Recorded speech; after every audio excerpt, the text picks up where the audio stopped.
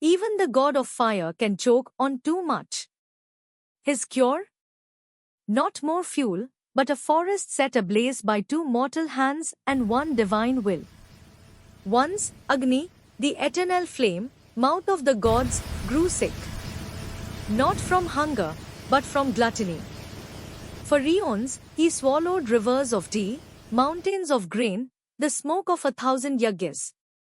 But the more he ate, the dimmer he burned. His golden tongue turned pale. His roar became a cough. The fire that lit the universe now flickered like a dying lamp. In despair, Agni climbed to Brahma's realm. "O Creator," he pleaded, "I am stuffed yet starving. My flames fade though I feast without end. Heal me."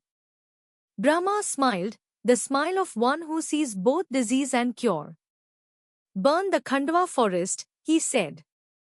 "Its ancient woods, thick with life and sin, will purge your excess.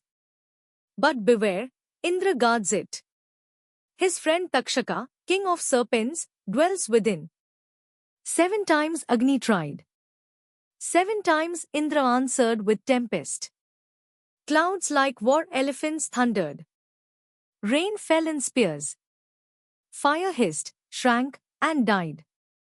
Defeated, Agni wandered the banks of the Yamuna, a god in rags, until he met 2 wanderers. A dark-skinned cowherd with a peacock feather. A bowman with eyes like storm clouds. Krishna and Arjuna. Disguised? No. Merely unseen by those who look without seeing. Agni fell at their feet. "Help me burn Khandwa," he begged. "Only its ashes will make me whole." Arjuna laughed, not in mockery, but in delight. "A fire that asks mortals for help? This I must see." Krishna's eyes gleamed. He saw dharma in the flames. He saw destiny in the smoke. Agni revealed his true form, a roaring column of gold and crimson.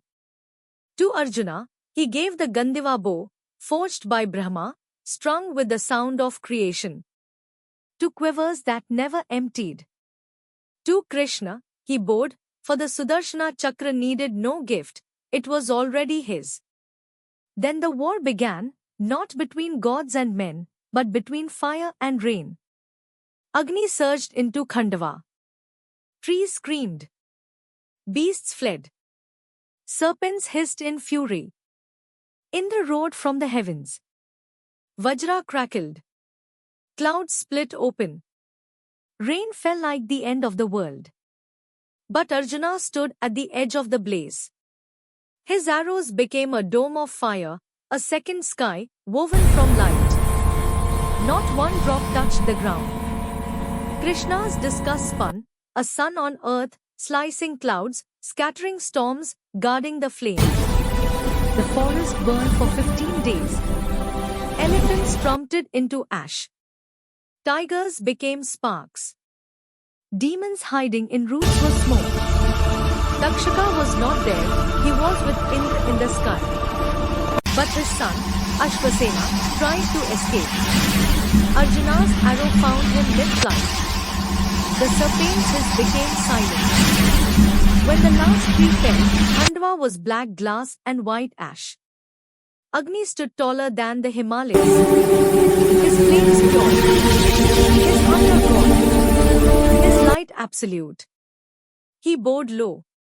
"Krishna, Arjuna, you have burned my disease. From this day, your names will burn brighter than mine."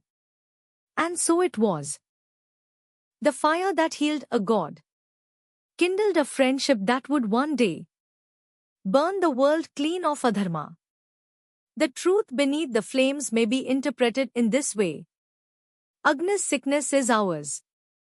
We overfeed the self with food, praise, desire, fear.